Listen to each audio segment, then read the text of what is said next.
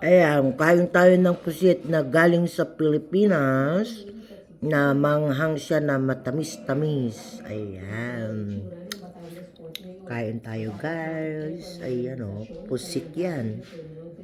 Pusit. Matamis siya na manghang. Ayan.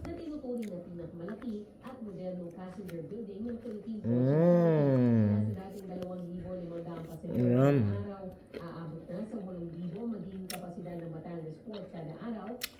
Sobrang namang anghang itong pusit na to.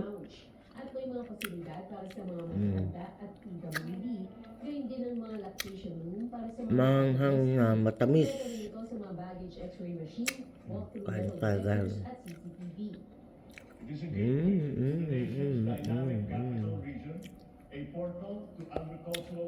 Ito niya.